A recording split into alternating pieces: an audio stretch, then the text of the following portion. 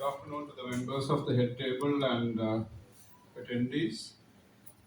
Today I'm going to take a rather different tact to what I usually take, which is technical. Um, One of the highest points in the agenda of the paper given here today is this monkey business surrounding the coal tender. Let's look into it, not the legality, illegality. As the president very rightly said, let the proper investigative authorities determine as to whether there has been corruption there. But there definitely has been a mis-tender process. When a procurement is done for a coal power plant, which has an engineering design specification, the procurement body's duty is to get coal that is technically compliant to the design specifications of the plant. For some reason or the other, that has not happened. It can be corruption, it can be a mistender, it can be some other practical mistake. But we do see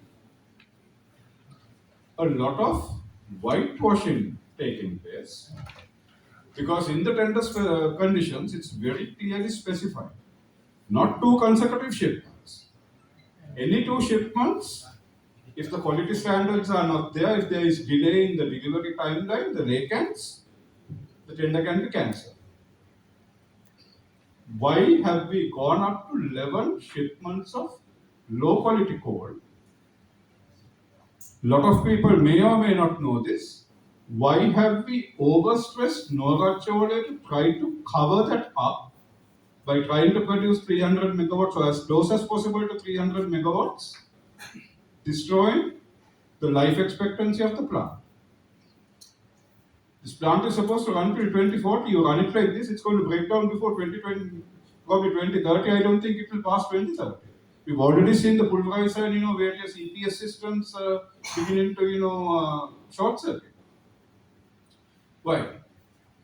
Now, be that as it may, now they've in this paper requested as one of the points that this discrepancy, loss of energy, low calorific value of the coal, and related incidents compensated by increasing the bill on the consumer. Now, here is the question. Let us look at the same question in a different tact. Apart from the tender procurement process, your body, under Damitari, any other government organization can't on a whim employ anybody. There is a very clearly defined process as to how a position in government can be filled. There are qualification criteria, experience criteria. The public pays the salary of these people. If so, then the public may not necessarily be technically qualified to do the task that the person is appointed for. But the public expectation is that the task be performed by the selected candidate for the position in a professional manner. Is this occurring in the sector of Sri Lanka, energy sector, or particularly the electricity sector of Sri Lanka? The coal tender is one of the best examples. The entire government machinery is there to ensure that the technical is proper specified, or the coal with the proper technical specification comes to the plant. Why should the public bear the brunt? They've already bear the brunt of paying their salaries and their facilities. Why should the public bear the brunt of their mismanagement? That is the key. Mismanagement. Whether it is intentional or not, let a proper investigative body figure it out. But when, from an engineering perspective, you have an engineering construct called the Lakvijaya power plant, which has very clear specifications of operation, inputs and outputs, there is absolutely no way a government servant can ensure that the wrong input goes into the coal power plant. That's mismanagement. The second part of the mismanagement is more than 35 years old. That is, the entire sector was always backward looking. never forward. Even today, they are backward looking, not forward. The electricity sector is a sector that the technology changes very fast. In 2026, we should be not looking at 1996. We should be looking at 2046 or 2056 and beyond, anticipating the direction, the trend lines of the change of technology. What have we done? In 2007, we created Lakvijay. 17 years after coal technology came into being, and probably a decade when it started getting phased out. We are now trying to go after LNG in 2025. LNG is a technology that phased out in 2010.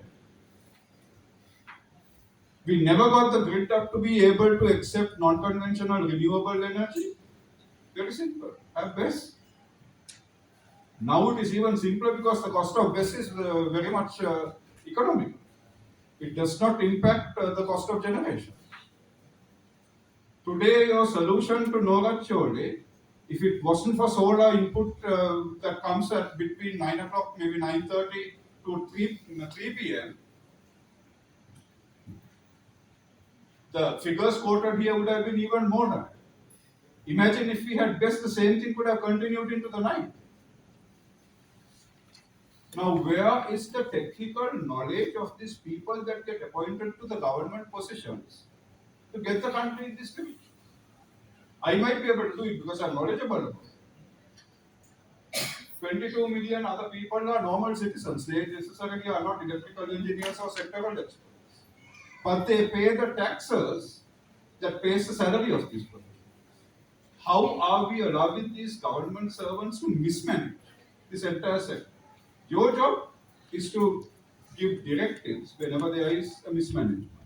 Unfortunately, Damita, your body sends love letters, not directives.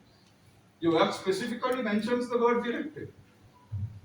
You can send one love letter, maybe a second love letter. Second thing you can say, either do or die. That's a directive. And if a directive is from you, as a commission, as an independent commission, a body of commission, is not obeyed by the government servant, that's immediately a criminal offense. Call them to court. I think this is the biggest problem. We are dancing around with monkey answers on monkey business when there is something called the rule of law. No one has been sent to the judiciary for jurisprudence to take. We all whitewashing people on media. This mismanagement must stop. Non-conventional renewable energy is the future in 2026. If we said this in 2015, I would have been a little bit more tolerant. Because BESS was still very expensive. It was an evolving technology. Solar panels are not as efficient as could be. In 2026, we cannot be a country that's curtailing solar. By now, the RTS should be in a phase where it moves on to ideally floating solar. I don't like cloud solar, ground mounted solar in Sri Lanka because our land is too precious. But we have plenty of water bodies. I think Vidura and I have done multiple calculations, and over a decade we've been presenting it at forums like this and others. We can generate some 350,000 gigawatt hours just on the water bodies of Sri Lanka. We need only 15,000 gigawatt hours. By 2050, at maximum 45, maybe 50,000 gigawatt. We have 350,000 capacity. Why is the government official whose salary is paid by the public, who is supposed to be a qualified, experienced individual in the sector, not taking the sector into the future, but sending the sector back into the stone? Now, very soon, because of this monkey business of coal, and of course the Middle Eastern crisis, assuming that we had the money, if the Middle Eastern crisis was not there, we would definitely have had to procure thermal electricity from fossil liquid sources. That part aside, along with the Middle Eastern crisis, we are not too far away from the necessity of using fire. Something that we also used to do back when we were not even the Homo sapiens. I think we were even Neanderthals. 200,000 years. That's why I said the stone.